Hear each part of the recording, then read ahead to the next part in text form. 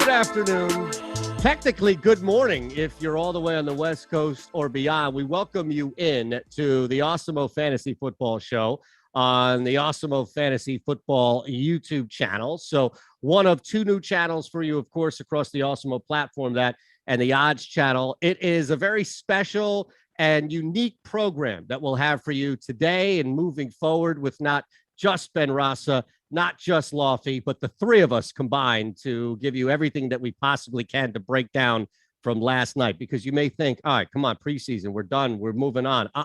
We're going to extrapolate everything we possibly can from those two games and the three games tonight to get you ready even more so for drafts, season-long stuff, best ball as much as we can. Speaking of which, today's show brought to you by Underdog, the home of the best ball, right? Football season here. And Underdog still offering the biggest best ball tournament with that $3.5 million prize pool, over $1 million going to first place. So tune in to our shows across the board. You'll get up-to-date NFL news and Underdog tips straight from our guys, professionals like you see, Ben and Lofty. And then deposit now. We always have a promo code for you. Just use our site name, Awesemo, and we'll match $25 with your deposit. And Ben is not going to allow us to start, Lofty, until we mention betting you.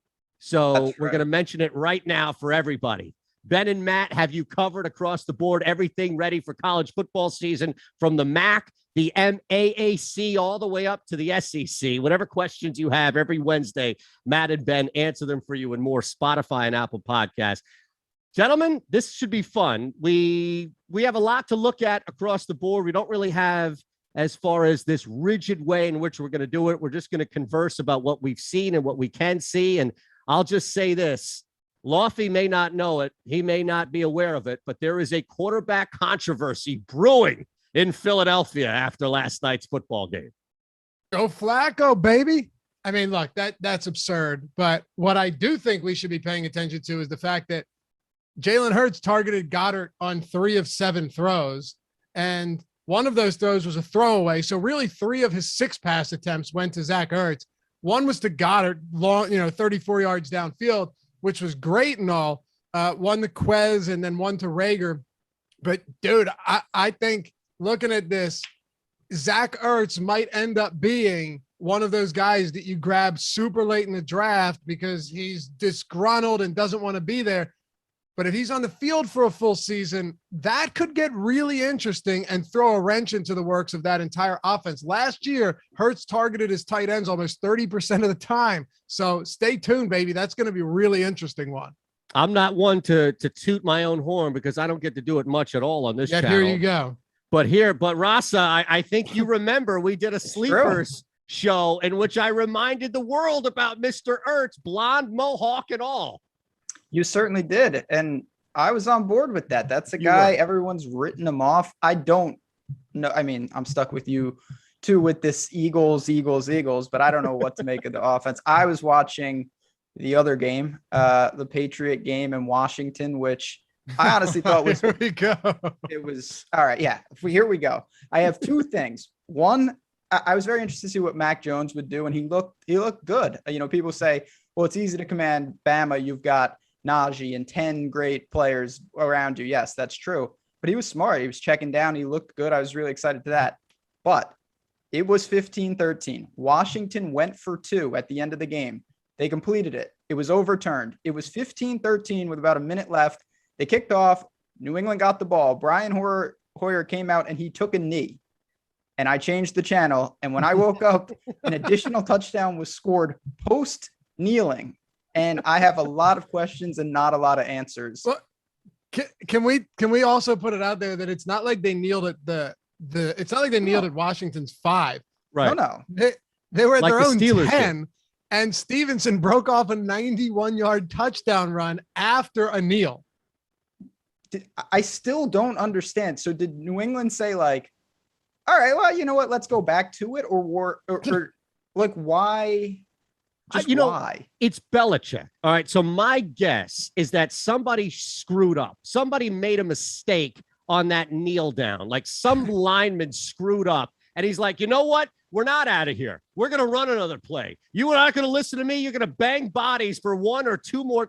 I don't know. Like, that's the only thing I could think of, because Lofty and I were looking at the game cast of it to see how it ended. Now, his was different. I had 2 kneel downs. Lofty had the run and then the big run by Stevenson. But I'm guessing that this burned you in some capacity. No, actually, It actually kind of helped me. But I just don't really understand what happened.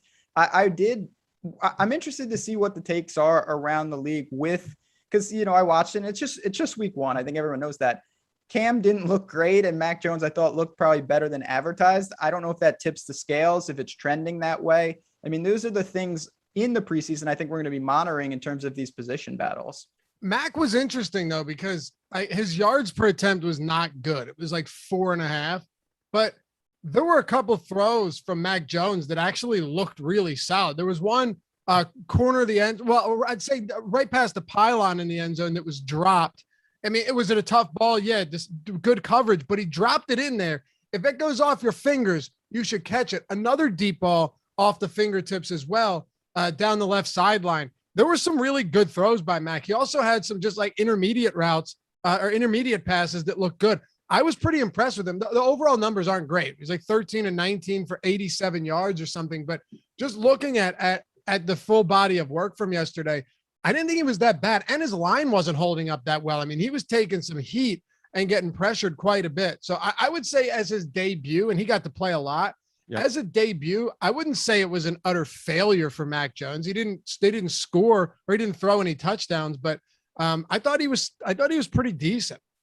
Yeah, there's not Joe Montana or Tom Brady behind him. So I specifically Brady behind him, right? So I think the Patriots have the ability now to let this breathe and know that, yes, their expectations have always been to win the division, win the conference, win the Super Bowl, but you don't have that quarterback on your roster. So this is where I'm really intrigued to see, where normally if there's even a better version of a stopgap that you had behind Mac Jones or maybe in front of Mac Jones, I think we're looking at this still from a backup, kind of working him in. Trey Lance, maybe more of a scenario. But my point of it, fellas, is that Mac Jones can play above average, not great, I think, and still start week 1 as the quarterback if he shows that he's competent enough to not screw shit up. Yeah. I think that's crazy. Did you see, not to change the subject, please did do. You see Chase Young? Chase Young is out of control. Yeah. Yes. Scary human. Yes. Dangerous man. We're told about here in Philly, Josh Sweat is killing camp and, he's going to do some crazy things. And you get all jacked up about your own guys. And then you look over and you see people that are just dominating the line and thinking to yourself, like, that's what I want. Give me more of that, please. How do I get that guy here? He's an animal. He's a scare. I'll tell you this much though. Good thing we have a mobile quarterback, because if you're a statue-esque type quarterback, you're going to be in some trouble playing in the NFC East for sure. It doesn't matter though. He did the Raiden last night. He was literally flying towards guys. Just you're right. It does. It's unstoppable. It probably doesn't matter. You're right. Yeah, I don't know. Eagles have a pretty decent offensive line though, but I'm wondering, are there spots that are going to affect ADP in fantasy drafts after yesterday? Like Stevenson, first of all, I'm still sitting here trying. If I didn't, maybe you guys can tell us, because what I was looking at showed kneel, run, and then touchdown run, right? Kneel, Stevenson, run, touchdown. If it was kneel, like you said, that's what I had. Yes. If that's what you're saying, if that's the case, it's very possible that the entire defense was just completely taken off guard and he got a free 91-yard touchdown. But why? Like, think about that. How much of an asshole do you have to be to call that play on third down? Is there anything that we know of Bill Belichick and Ron Rivera's history where it wouldn't be, because this is how Belichick would do it, right? He wouldn't do it week 7, Monday Night Football in front of everybody. He'd kind of throw something back at him at the start of a preseason game with no time left. It doesn't add up. And also what I have is a kneel and then a second later, another kneel. How often does that happen? Who's running up, hurry up kneels, right? Or are they calling timeout?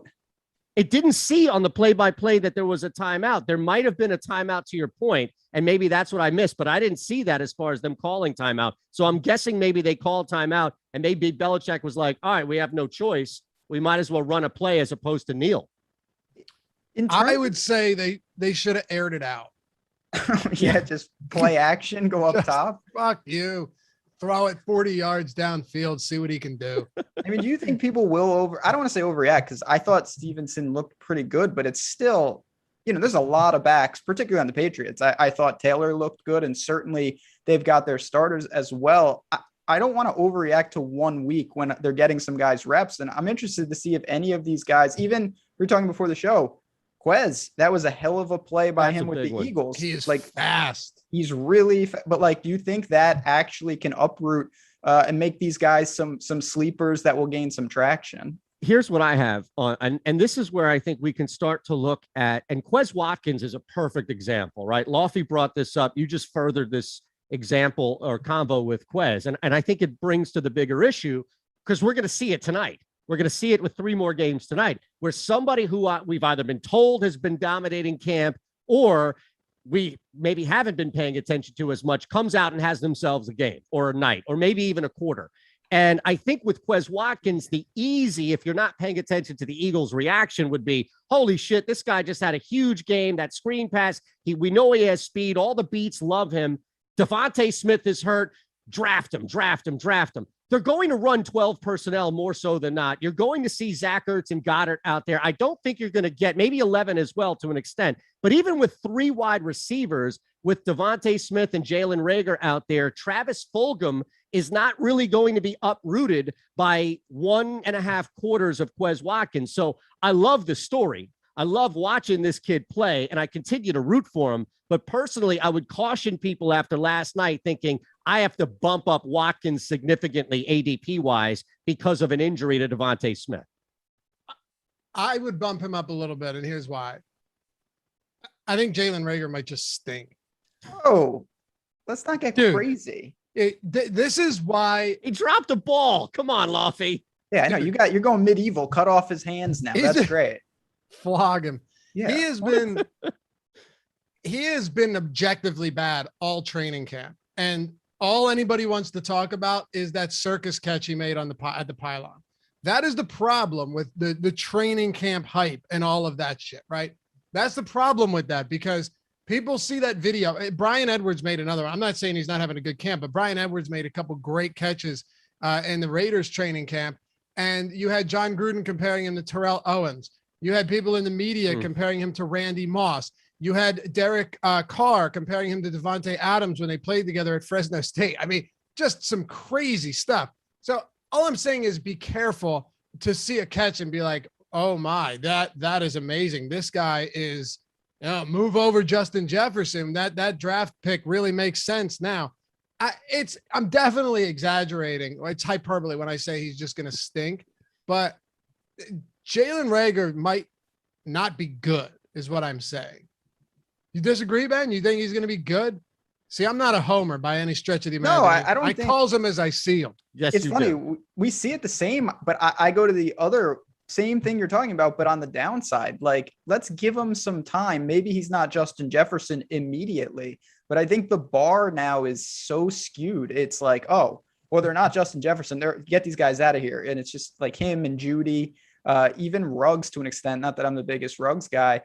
I think that all these guys have opportunities, and if they can get stability and Ertz and Goddard, and they give them something else in terms of additional weapons, I think Reagor's going to have a nice year for Philly. He's someone we've talked about, Eitan, as a maybe in best ball and whatnot, high upside, high risk, high reward, but worth considering.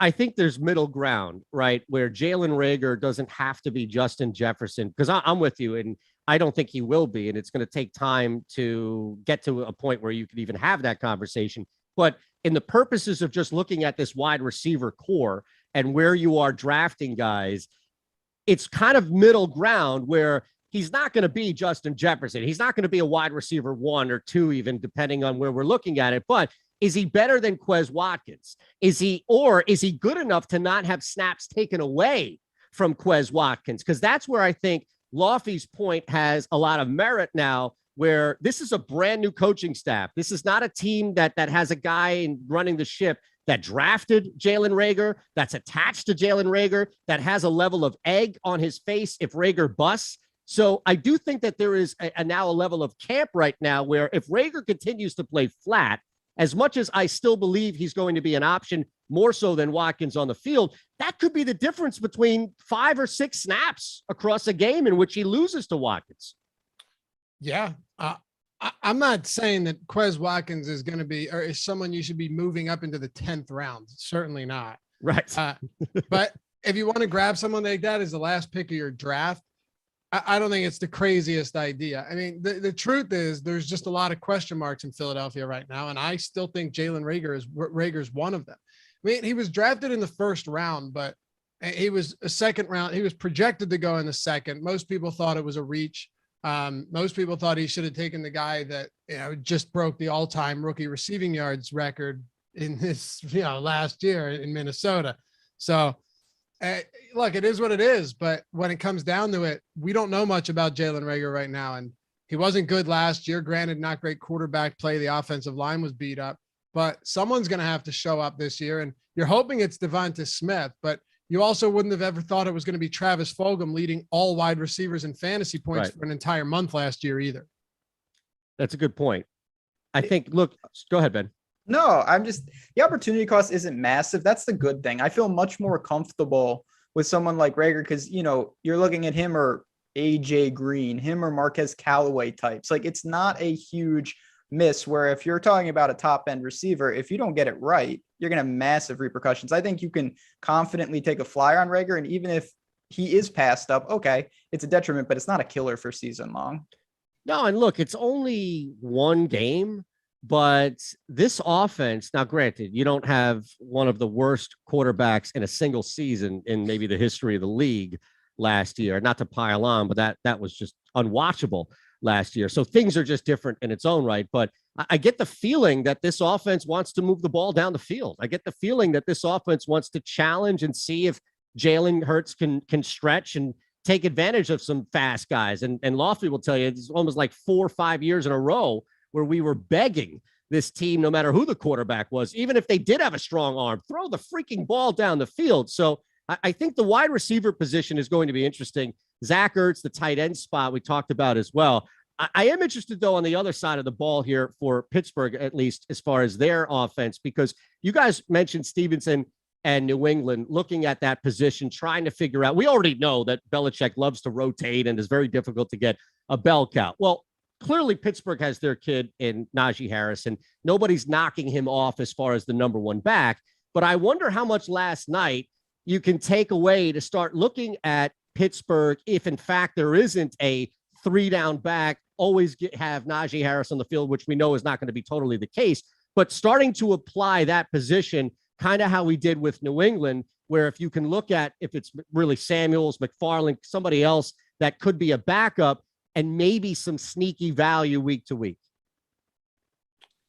Take it, Lovey. I don't have a strong take on that, so I'll let you take the lead. Look, if that's the case, then we could just move on. We don't need to have a take on everything. It's like a bet. You don't have to place a wager on everything. It's more for me kind of what we were just talking about with Jalen Reagor, though. Najee Harris is a polarizing topic because he's RB11 top 20 pick. If you get him wrong, serious repercussions. So you're not weighing, do I want to spend a late round, spot on him or whatnot. You saying Najee or Agholor, Najee or Mixon. Like, these are big time decisions. So I like Najee Harris, but I think that that's a whole different conversation because you can't just say, well, the upside can be there. I don't worry about the floor. You need a floor to secure him in the second round. And it's still we have no idea what this offensive line is going to look like either. I mean, they were objectively awful last year. They were terrible last year. Right. So with that in mind, I still like Najee Harris because volume is king. And I think regardless, he's still going to get an insane amount of volume.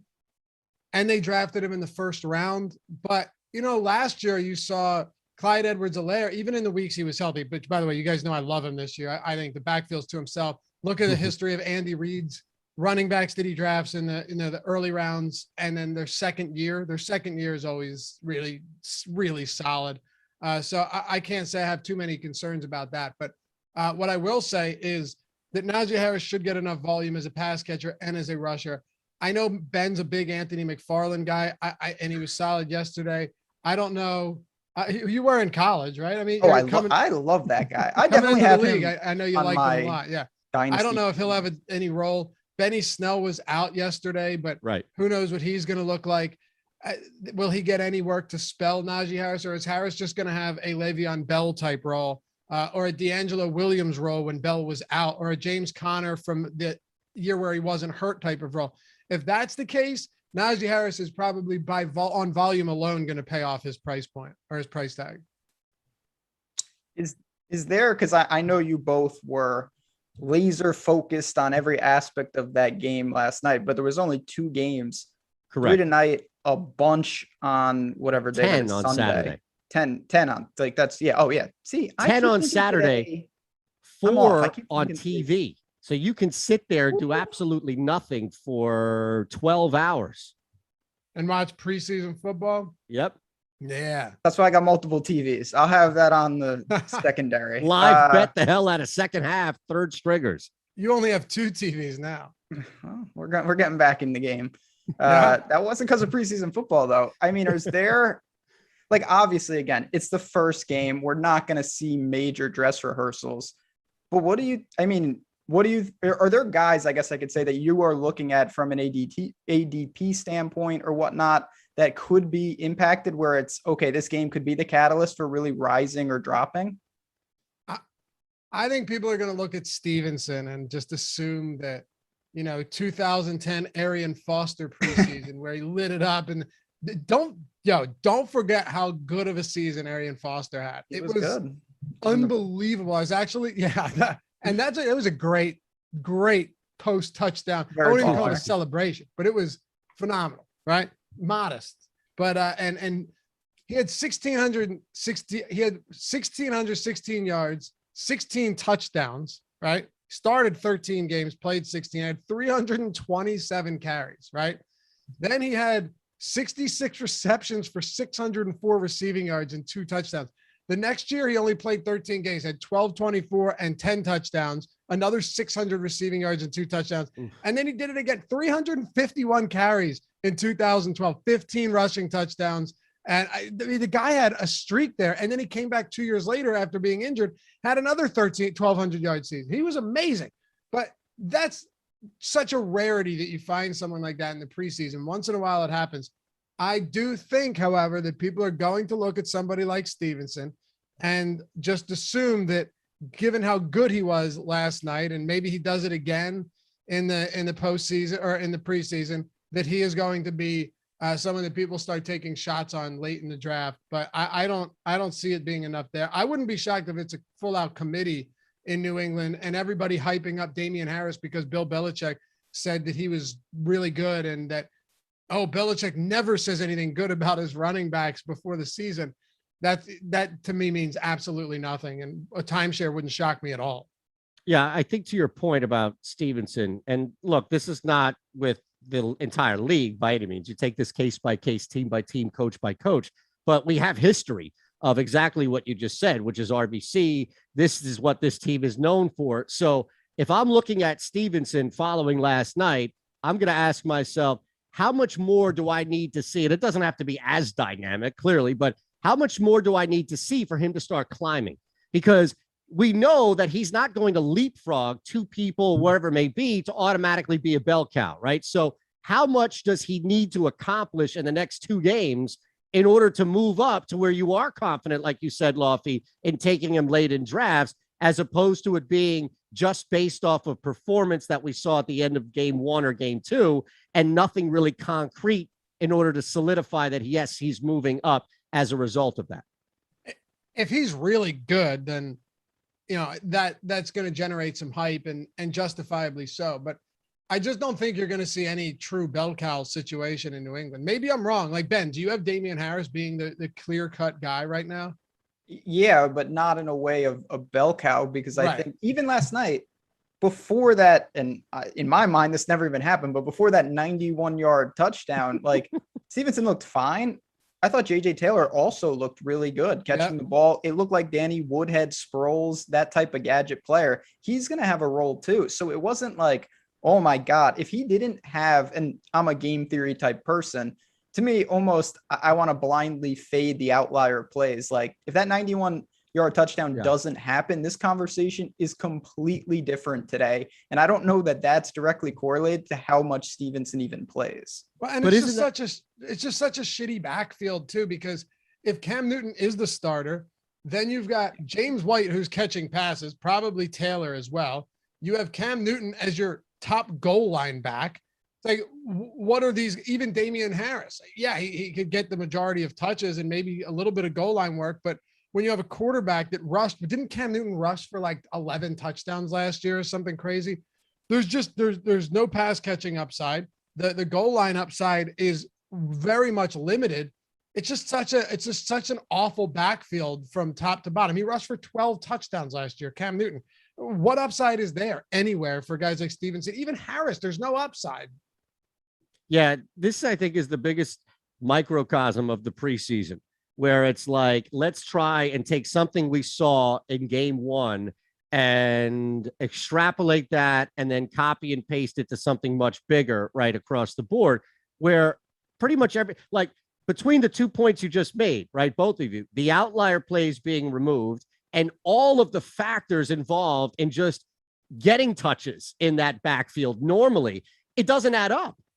Even with that huge run at the end, you're running uphill, no pun intended here, for Stevenson to climb up that depth chart. But you, and accurately, right, remove a play that should never have happened at the back end of a first preseason game where third and fourth stringers are in there. I mean, you expected me to believe that Bill Belichick is looking at that tape last night saying, oh, you know, that play there at the end, we got to bump this kid up. We got to bump this kid up. No, nobody's right mind would believe that. No, you shouldn't believe that. And right. But it's the same, right? With Watkins, I think that this is probably a good opportunity, maybe to warn people even tonight, Lofty. Sorry to jump in there, but it was just, I think we're going to see it tonight. We're going to have 10 opportunities to see this on Saturday, where there's a kid doing something in the third or fourth quarter where the inclination, immediate reaction is to be like, bump him up, and let me take him in the 13th round, whatever it may be, late in drafts.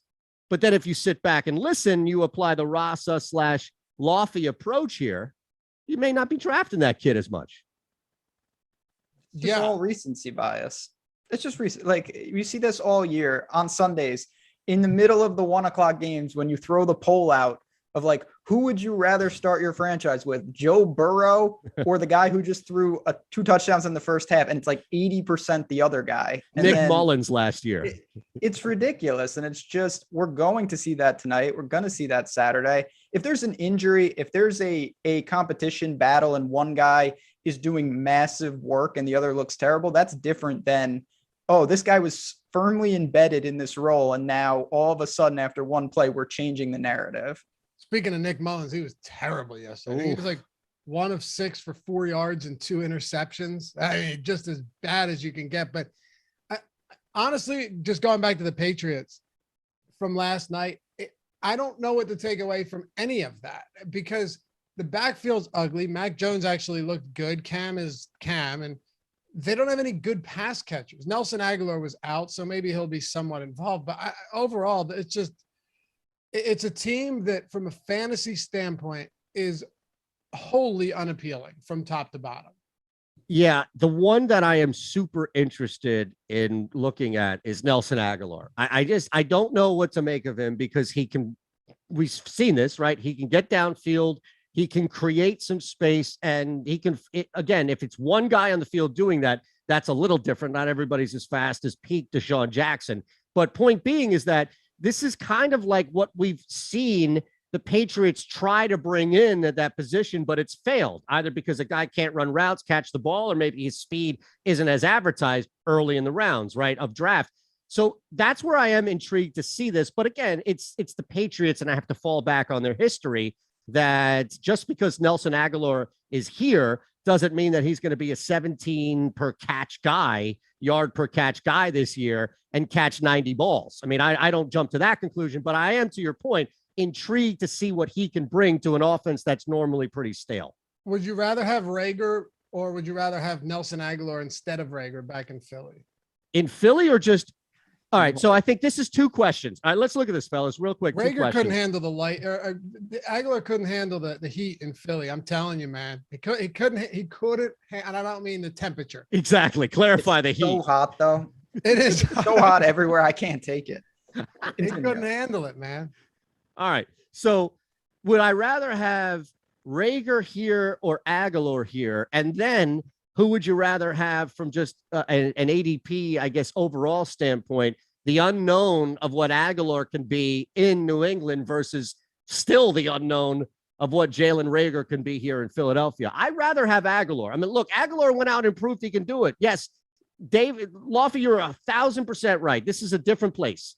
And for better or worse, in Vegas where it was straight tourists every day. That's it. Like, exactly right. Yeah, good job. But don't you think the city would welcome Agholor back? Like it's not like he flipped us off Brian Cox mode and was like, I'm out of here. Until the first drop. Yeah. Until the first drop in the end. So yes, until like halftime at week 1. Oh man, I'm telling you, man, watch Agholor Pro Bowl this year. You heard it here first, Rasa. Pro Bowl for Agholor. First and last. I don't know, but I would rather have Reagor personally, but I'm higher on him than most. Yes, just you because are. I think with me, the way I look at things is floor is more important earlier in drafts and ceiling is more important later. That's always how I kind of treat it, because you're really looking for a low percentage chance to steal an outlier. And up front, you're looking for a foundation for your team. And to me, Jalen Reagor has a better chance of vaulting up and outperforming his ADP by more, both ways. He could just be non-existent in the offense, or I think there is a chance that in the right circumstances, he could have a big year and now it's looking like a smart draft pick. Ben, do you think that Diami Brown has a legitimate shot of carving out a decent role? He was targeted 4 times yesterday, got involved. Obviously, this is just the preseason, but wasn't able to do much of what he's good at doing. Is there enough? Is there little enough depth for him to carve out enough of a spot here in Washington? I don't know. More, I like obviously Fitz because he'll take some chances. But you've got the pass catching backs. Certainly Logan Thomas is there. And then I look at not that Gandy Golden was a guy. I mean, he came out of Liberty. He's not someone where it's like, oh, what happened to him? But he's still someone that I think that they're not giving up on by any stretch. Diami Brown, I liked him in college for sure. Played with a pro quarterback there. I just don't know what we're going to see from Washington in general. It still feels like they're going to be built on trying to limit Fitz's craziness, run the ball, be smart, check down, and lean on, I think, what's going to be an outstanding defense. Here's what I'm interested about to follow up on that and kind of throw it back to your question, Lofty, which is what happens with Curtis Samuel, right? Because he's still out. We're dealing with that from the COVID to the groin injury. He's not a guy who's been here for 3 years and has played in this system. So just because he's healthy doesn't necessarily mean that the touches and productivity come from day one. So maybe that does open some stuff up early on before we get back into real full, what we expected to be healthy top level depth chart in Washington. Yeah, it's possible. It's definitely possible. I think this offense is just going to look a lot more unique this year. And I don't know if you can, I don't know if you can tighten the reins on a guy like Ryan Fitzpatrick. Like, I don't know if you can really pull back the reins on Fitzpatrick. Just as I don't know if you can do that with Jameis Winston in New Orleans. I'm sure Sean Payton, if he starts, would like to do that. But these guys are just built the way they are. And if Fitzpatrick comes out slinging, somebody like Brown, I think, is going to make for an awesome best ball pick, because you can take him super late. Once in a while with burner speed, he'll just rip something off and give you a couple of those weeks with a ton of fantasy points and, a long score. But I think you're going to have more weeks than not, definitely more weeks than not, where he's just a complete afterthought. And I wouldn't be surprised to see that be the case. Yeah, I agree. I agree with that. That's where it comes in again. When you're crafting, we talk about this on the DFS side, like there's got to be that blend of upside, risk tolerance, and stability. Like I would never go to a guy like Diami Brown thinking of like, okay, I think he's going to have a middling year, pretty consistent target share and things like that. If I'm saying I have a lot I feel good about, but I'm looking for a home run guy. If he gives me nothing I can live with that. But if he gives me 2 weeks, like you're talking about best ball, can he be pertinent in a couple spots? I like that portfolio a little better for a team that, I don't think the target share is firm, and there's a lot of things in flux when you bring in a new quarterback. Do you guys buy into, and people get so mad at me when I even bring this up. Like people get so frustrated. Like I'm bringing something up that is stone facts and I'm just ignoring facts, right? Like not trusting science. So that's for you, Ben. Careful on that phrase nowadays. You might trigger somebody. That's why I said it. I mean, it's just every day. Do you buy that Antonio Gibson is truly a legitimate 3-down back? Like that he had, how many carries did he have in college? Like he was a pass catcher. I'm not saying he can't do it. I'm just saying, or I'm just asking, are we maybe a little bit too high on Gibson, or should he be going right where he is? Well, are you looking at Gibson's quality and return of where you're taking him in just overall productivity for him, or is it more so about can he be the 3-down back? I don't know if McKissic is necessarily, not to say that it bumps up his ADP by any means for JD McKissic, but you do have somebody else in that backfield who isn't really going to kill you, right? If you move away from Gibson. So that's where my answer would lie, is Gibson doing enough to distance himself to where you're not going to see him taken off the field, and it's not going to be at the expense of McKissic, or really if it's moving to a different personnel and even taking advantage of that. Do you guys know that McKissic was the RB17 last year in PPR leagues? I mean, when you have 25 targets a game. Yeah, that's what I'm saying. Like throwing him the rock as much, right? That'll bump him up. But again, like to your point, or I guess to your question, Lofty, is does that change simply because Gibson has another year under his belt and now McKissic loses touches as a result of that? I mean, wouldn't McKissic be involved, you would think, in his own D productivity? But it's going to do that, though. Also, keep in mind, I like Alex Smith, fan of Alex Smith, but like Fitz I don't know if he's going to be checking down nearly as much as Fitz. So there were games where Alex Smith legitimately was checking down every single play. I agree. And he loved McKissic. Yeah. I think that may skew it a bit. I think you're right. But I guess what I'm saying is, if you're drafting, I think Gibson gets more targets this year than he did last year in terms of market, or in terms of target share. Maybe not in terms of actual volume, but in terms of target share. And I could see McKissic's target share coming down. Also, though, Fitzpatrick is not someone that loves to dump off to his running backs. He'd much rather throw an interception. So I think ultimately the thing with Gibson is he is good, but and this is where I guess people get upset because they'll tell me that, well, Peyton Barber, it's not everybody, but that Peyton Barber was more involved last year and won't be this year. And I don't disagree, but the two huge games he had, the 200-yard games last year, mind you, he had 200-yard games, and then he had 1, 2, 3, 4, 5, 6, 7, 8, 9, 10 with 60 or less rushing yards. And his volume wasn't huge and all that. I understand that. But the two huge games that really bolstered these fantasy totals both came against a Dallas defense that was so unimaginably bad. I mean, do you remember what the Browns did to them? Brutal. In week, was it 4 or so, where Chubb went down and Hunt wasn't even that good, and you had like 3 backups running wild on them? Odell Beckham, I think, even ran for a 50-yard touchdown that day. He had 20 for 128 and a touchdown. Then he had 20 for I think this was on Thanksgiving, 115 and 3 touchdowns against Dallas. He just lit them up, but every single player lit them up. I guess what I was asking, and Ben, you watched a lot of him in college, was like, is Gibson the type of back that can handle, 250, 270, maybe more carries in a season? I mean, in college, that's just not what Memphis is a very gimmicky, gadgety, weird offense, and he wasn't built for that. A good player. I think the answer, honestly, if they want to do that, I think he can. But I don't think I know he's not tiny. He's durable. I like all that. I just don't know if they're going to want to even do that with the personnel that they have now. and it's all in Right. the context of ADP. I'd rather wait for a guy like Mixon. I'd rather wait and maybe try to steal if Eckler is around, even David Montgomery, Miles Sanders. Those guys are in the next range. But I don't think, when I go back, I know I just said this, I'm going to say it again. I don't think Washington's plan ideally is let's ride Gibson heavily this year on the ground per se. Yeah, I mean, Fitzpatrick is there to throw the ball, right? And as an upgrade from what you mentioned, which is check down Charlie, and just being afraid to move the ball 8 yards down the field.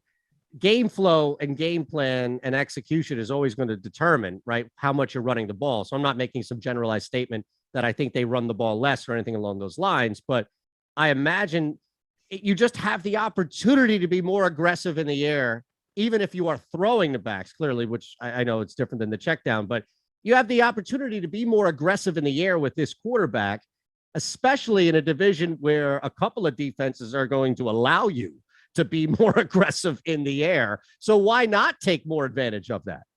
Yeah, I don't know, because they have the type of defense that can just allow the offense to control time of possession and just control the game. That would be the one thing that makes me unsure of this, but I don't know. That's a gamble though, right? I mean, we are talking about Riverboat Ron here. Sure. And they actually, let me see, last year they were seconds per play. So if you're looking at pace metrics, I'm on Football Outsiders. They were actually 1, 2, 3, 4, 5, 6, 7. They were ninth in pace. So they actually played at a relatively fast pace last season, and they still had a very good defense. But to your point, is it they could be moving the ball on the ground, clock can be running, right? That's going to eat up clock time as well, as opposed to dropping back and throwing it. Check downs, we know, move the clock as well. Yeah. Yeah, I don't know what they're going to want to do. I think Gibson's going to be a huge focal point. I'm not saying that. Okay, would you rather have Najee Harris, Gibson, Joe Mixon, and Clyde Edwards-Helaire? Those four guys, right? Their ADPs right now on Underdog. Use the promo Awesemo, by the way. You get $25 straight in your account when you sign up and deposit. It's the best ball out there. Contest for $5, $100K to first, $25, $1 million, and $1 to first. And then there's a big baller one too, $250 to enter. I think that's another $100K up top. Use the promo code Awesemo, sign up. It's awesome. But they're at, let's see, guys. So right now you've got Gibson at 16. I'll throw Chubb in there too. Chubb at 15. Jonathan Taylor at 17. Mixon at 19. Najee at 21. And Edwards-Helaire closing out the second round at 24. Like, where do you rank Gibson among all those guys? I mean, you know where I'm going. I like Joe Mixon. I already said this. I'm just standing for the Bengals, and he's in that conversation. Obviously, that's why the ADP is there. But to me, just to kind of sum up my thoughts, when I try to think of a team, I like when the whole team's profile pulls one way. To me, Washington they're not constructed right in the sense they've got a quarterback that is like a gambler and a conservative team in general because you have an elite defense. So it's like, it doesn't exactly make sense with what they want to do. And I think of all the guys we're talking about, Gibson, his role is the least defined. Like, I feel like very confident what we're going to get out of some of those guys. And that doesn't mean they're going to perform, but I do think Najee, Mixon, even Edwards-Helaire, their roles are more defined than Gibson's in a lot of ways. Yeah, the difference could just be touches, right? With an Edwards-Helaire, where at least, you know, there's less of a risk to understand where he's going to be used, implemented in the game plan. You know, the more you go through these names, Taylor, I know people are concerned with the injuries to the line, Carson Wentz, that's definitely going to have an impact on his ADP. But honestly, Lofty, the more I look at this, the names you lay out, the numbers of where they're being drafted, I think I have to roll with Rasa here and take Mixon. Yeah, maybe. You're a Mixon guy. Don't even make like you're considering anybody else. I'm not a Mixon guy like you're a Mixon guy. I'll tell you that much. A honk. I like Mixon. Nick Chubb, I think, is the best running back in the league. So, and yes, really? What's that? Really? I think the best pure running back, I'm not talking about pass catching, like the best runner, the best rusher in the league, it's Mixon. It's not Derrick Henry. Dalvin Cook. It's not Dalvin Cook. It's Nick Chubb. Dude, no. It is Nick Chubb gets no respect. That's Nick Chubb, true. he is so good. I don't know if there is. I don't think there's a better pure runner. It's honestly Kerryon Johnson, but we're not going to have that conversation. My guy. On, right. No, look, he's got a Kareem Hunt. Not a lot of these guys you mentioned have somebody behind him like that. So that's always going to be a deterrent, right? I would, if Kareem Hunt wasn't in Cleveland, I would probably be drafting Nick Chubb second overall. That's how much you read my mind. I was going to hit you with that, right? Yeah, because he was never really a pass catcher, but he'd have to. I think he's the best running back. The problem is what McCaffrey does is insane. You know, you're never gonna. What McCaffrey does is insane on the ground and through the air. Alvin Kamara as well. Dalvin Cook is such a stud. Derrick Henry is awesome, but you know, no one's ever had 2,000-yard seasons, let alone back-to-back 2,000-yard seasons. I love Derrick Henry, but he doesn't catch passes, and I think I don't think you're going to get another 370 or 80 carries from him this year. It just seems like an insane amount to bring a guy like Julio Jones on, to have AJ Brown and Julio Jones on the outside, just maybe arguably the best duo at wide receiver in the league, and be like, well, we're bringing them on because we want to give Derrick Henry as much work as we did last year. That sounds crazy to me. So yeah, I would put Nick Chubb up there, but to come full circle, if you can get Jonathan Taylor at 17 right now, given that Wentz is expected back and Nelson said he's going to be back sooner than later, Jonathan Taylor was going 6th, 7th, or 7th overall in a lot of drafts. Now you drop him 10 spots. That's crazy. Yeah. Especially because Wentz might be okay, you know, relative to what we heard at the beginning. It looks like it's closer to 5 weeks and not like 3 months. So yeah, Nelson's going to be the bigger one for me, right? Oh yeah, they need him back, no doubt. Because Wentz isn't going to be dog shit like we saw last year, but he's not going to be the MVP of the league like we saw in 2017 either. So Taylor is going to get work, I think, regardless of the game flow, especially if they're up and Wentz is able to make some passes. But yeah, to your point about the line, Ben, I mean, if we got word that Wentz is ready week 1, but Nelson has a setback and he's not going to be there until week 4, let's just say, how much does that change the now increased value where we stand of Jonathan Taylor's ADP dropping to 17? Because it may be a little like, for me, it's different. If I get both of these guys back week 1 or even week 2, for the benefit of the doubt here, I'm taking advantage, as what Lofty said, of Jonathan Taylor's ADP dropping significantly. But if the report comes out, Carson Wentz week 1, Nelson on the other hand, you have to wait through week 4. That may not, I am not jumping on that value like I was if it was both of those guys. No, I'm with you. And yeah, it's all a blend. At some point, Taylor would drop far enough where I would obviously have interest, even if Nelson has a setback. And it's all about the line. I mean, Chat's talking about that with going back to Chubb for a second. The Browns have a great line and poor Joe Mixon gets no help. Of course, that is a driving factor, but I don't know exactly what Taylor, of course, is going to have a lot of variance because of the injury situation with the Colts. And I don't like them. I'm on Tennessee. As I talked about on the breakfast menu this morning, my favorite bet of the offseason is the Titans to probably win the South. But one other guy that Chat brought up that I want to get your takes on before we get out of here. What are you doing with Daryl Henderson? Because that was the biggest news we've got in the offseason so far, is Akers goes down, changes the dynamic, of course, of everything that the Rams want to do. Henderson gets the boost, but did he get a big enough jump now that the situation has changed? Do you remember a couple of years ago? He was drafted in 2019. Yeah. Do you remember upon being drafted, people were hyped on Daryl Henderson, right? Another really Memphis guy on Henderson. What's that? Another Memphis guy. Yeah. Yeah. Right. And it went very poorly. Okay. And then they grabbed Cam Akers. I still think, though, given that Malcolm Brown is gone, he's in Miami now, and Cam Akers is done for the season, and Sean McVay can say whatever he wants about Xavier Jones, getting opportunities. But from all the reports that I'm seeing, and again, it's training camp, I don't want to say take it with a grain of salt, but don't put all of the stock into this.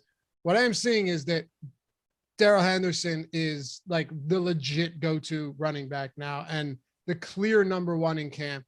And I think we kind of all knew that, but we were wondering, are they going to sign somebody? There's still, Frank Gore will open his coffin and play another 17 weeks.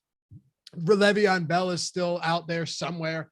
Like there are players that Devontae Freeman is another one. There are players that were willing that they could have tried to grab, but they didn't.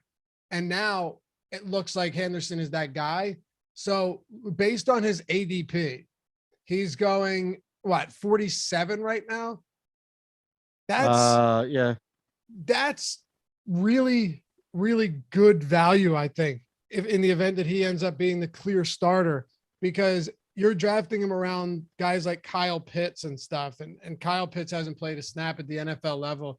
I'll take those guaranteed carries from Daryl Henderson. Sure. I think he's great value there. If all the stars align, and it looks like they are. The one thing that, and you made the point that I would just further on Henderson is if they do bring in one of those two guys, let's say hypothetically, we know Gore is a carry eater. Like he'll take touches away, and teams will pound him. They're not just bringing him in there to be a camp body for Frank Gore. Like he'll be out there. And Bell is another guy who could take touches and carries away. So while I wouldn't fade Henderson entirely, if a back or if a name like that came off the street and signed with the Rams, it would give me hesitation at the very least to kind of look and see how they would do, because they're not bringing in a name like that to just put them in the back and just not run or use them in any capacity, unlike some dude that is truly being pulled off just to be somebody on the depth chart. So that's the only thing. And again, it's not a make or break for me by any means, but just to kind of further that point about wanting to see the nature of who else they bring in. And look, it may be too late. Like this may be something where you're running your best ball drafts and you have to jump ahead and you just have to bank on that not happening, which I don't have a problem with now. But you raised the point about two names hypothetically, and I'm thinking, either one of those guys could be enough to take some carries, some quality touches away from Henderson. Yeah. It's like Gibson. It reminds me of the Gibson conversation. The same thing. Like, is he built to handle what they want to do ideally? Like in a perfect world? I don't know the answer to that. I mean, you get the QB change and they've got a lot of talent there. I just don't know if Henderson is that guy. Now, if he is, you're getting a big discount. We're not talking about where Gibson is right now. So there's more room to get there. I'm pretty much in the camp with you guys that it's certainly intriguing. And I think we're not talking about it enough, but at the same time, maybe this isn't the final picture by the regular season. There's going to be a different dynamic in that backfield. It's possible. Comment. I think as of now, though, you just have to go ahead and draft Daryl Henderson like he is the clear-cut starter on that team. Because let's not forget either that this is probably going to be a good offense. Now, Ben, you talk about Mixon as someone that you like a lot. Yeah. I like Matthew Stafford for fantasy a lot. Talk about coffins. This poor guy. He stay healthy? I don't know, but I know that he's not Gore old. I mean, Gore is like Crypt Keeper old. You age. It's like the M. Night Shyamalan movie that just came out. If you're in Detroit, you age twice as fast. So he's dying. I don't know if Stafford has much left. I hope he does. I'm a Stafford guy. You think he gets hurt a lot. He's got new life around him, though. Look at the difference, right? Also, I think he's going to crush. He's been good in camp. And I guess, do you – I like to believe that Sean McVay actually is a pretty smart person, okay? Smarter than us. We're going to find out. We are going to find out for sure. You give him credit. Maybe too much. Maybe I do give him too much credit, but the guy's – he really is. Like, yes, he's celebrated as an offensive genius, and people will be like, yeah, but what about some of those bad Rams offenses? You know how bad they would have been with Jared Goff there if there was another coach? I mean, my God. So you're going to have Goff out of the league then? Because Detroit's going to be awful then. That's what I'm saying. Like, okay. Wait, I'm sorry. Wait, what are you saying? Maybe we're on a different page. No, I'm saying if that's true and Sean McVay's as smart as you're saying, Goff wasn't all that good there. So imagine how bad he's going to be without Sean McVay. Yeah, that's exactly what I'm saying. Yeah. Well, you're going to look at it tonight. It won't be much, but it's probably going to be enough for you to turn the channel. But think about how good that offense could be. Let's just say Matthew Stafford isn't fried yet, Matt or Ben. Let's just assume that he's not, right? Then you've got Cooper Kupp. You have Robert Woods. You have Higbee, who I think has a big year. Deshaun Jackson can stretch the field, but the guy, just no way he stays healthy. He's not healthy, right? Yeah, I don't know if Tutu Atwell or Van Jefferson are going to do anything, but they have some names. There's going to be a lot of goal line opportunities created, and you should be able to run the ball pretty efficiently. The offensive line was amazing 3 years ago, awful 2 years ago, much better last year. I think it'll be fine this year, and they had a top 5 defense. So this team is poised to put up a lot of points and have the ball in their hands a lot. I mean, they're not one of the highest variants. They were in the Super Bowl and then not so much. So we know it's there. I don't love of course you get Niners twice, Seahawks twice, Cardinals twice. That's not ideal. It all comes down to health, and we're not projecting that. Stafford has the weapons. He has the coach. I just don't know. It feels like a lot of things have to go right for the Rams, and I just don't know if all of it's going to fall into place. That's a heavy bet right there. They've underachieved based on what you've said, though. Like that, your layout of what they have, to me, Lofty, should scream getting back deeper into the playoffs. Yeah. And tough division. Really impossible division, though, right? I mean, think about it. You've a healthy Niners team coming back. They're going to be amazing this year. Everybody counts out Seattle until they go out and win 10 games and win that division. Yeah. And Arizona is not going away. Sorry. Cardinals are good too. But the one I did we were doing on the Awesemo Odds channel, favorite week 1 bets. And one of my favorite week 1 bets was the 49ers laying 6 points on the road against the Lions. I think it's like 7.5 now, but 6 points against that Lions team all day long. If I lose that bet, fine. I'll hang my head in shame, but I'll take that any day of the week. I mean, I don't think the Niners have a 10.5 game win total, and they're only favored by 6 points against the Rams Niners had a 10.5 game win total, only favored by 6 against the Lions. Are you kidding me? It opened up at 7.5 too. Because I remember when the schedule first opened, I moved it a little bit. Okay. Yeah. No, I'm sorry. It opened up at 7 because I moved it 7.5. That's how confident I was. Yeah. Oh, yeah. That's a smart play. I think I got it at 6.5, but I'm different book, right? I'm sure. Yeah. All I know is take it. Yes. Take it. The all line right. is so bad. Reminder here. Go ahead. No, I was going to ask you guys quickly. Would you rather have Daryl Henderson or would you rather have Miles Sanders, who are the 2 running backs being drafted closest to each other? Look, we didn't touch on him much, although his alma mater was hit up here in Memphis. But Kenneth Gainwell is going to be part of this game plan. They are going to work Gainwell, and it's not going to be when they're up big. It's not going to be just to take Miles Sanders out of the game for the remainder of a fourth quarter. Gainwell is going to be out there. I don't know. Again, this is back to what you know versus what you have in front of you. I don't know how much of an extent that's going to cut into Miles Sanders, but I don't have Frank Gore or Le'Veon Bell or anybody else over there in LA right now. So if I had to choose between the two, I'm just going to draft the known, which is Henderson is the guy, not Sanders, who's the guy technically, but has a rookie breathing down his neck, at least for some carries or touches. I think you're right. It pains me to say it, Ben, but because I really liked Miles Sanders, and I thought, yes, I still do, because I'm not buying into like Boston Scott being a guy getting half of the work. It just makes no sense to me. But in terms of the definitive role, it feels like Henderson. What do you say? Yeah, I mean, in terms of role, it is Henderson. It's just, do you think that Philly can click? If they click, I would rather have Miles. Like, if I could substitute and put Miles Sanders on the Rams, I'd rather have that in any situation. Oh my God, yeah, absolutely. But certainly that's not going to happen. I would have to go with Henderson. I think that's the prudent move. It just shows you, by the way, how many running backs did Memphis have? Because Tony Pollard was another one. Just to it's ridiculous. These guys, they were the theme of the show. I didn't see that one coming. No, look at that. We had a bunch of Memphis guys in there. Awesome. All right, reminder, everybody out there, as you're watching, been paying attention, more people popping in towards the end, remind them as well.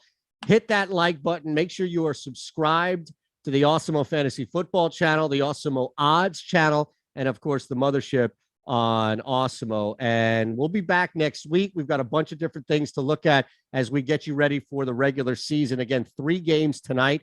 And I sweat out that under 41.5, the 3 legs that I had in this teaser, under 43.5 on that Patriots game, under 41.5 in that Eagles game, and under 41.5 that I moved up on this Titans-Falcons game. So sit back, relax. I'm sure you guys are going to be live betting the hell out of second quarters in that late game tonight between the Cardinals and Cowboys, right? No, absolutely not. Yeah, even I'm not doing that. Ross has got some tennis bet, even though he'll tell us Probably. 5 times today he's not betting tennis anymore. I really do hate tennis. I But might- that's I Go think ahead. I'll do I like to put the TV out back on the patio, have some drinks. Maybe we'll turn on some football and watch a meaningless preseason game. Certainly You got to watch possible. our guy. I know he's not for DFS purposes, but you got to watch our guy, Micah Parsons, at least put somebody on his back tonight. That's all. Yeah, maybe. I think I'll probably watch the Phillies, though, because the Phillies have actually been fun to watch. All right. Phillies Summer league. -1. You heard it here. All right. For Lofty, for Rasa, for Jordan, who does another fantastic job producing the show, make sure you thank him in the chat for putting up with all our shit as well. We'll see you next week on the Awesemo Fantasy Football Show. Have you been watching Summer League? No.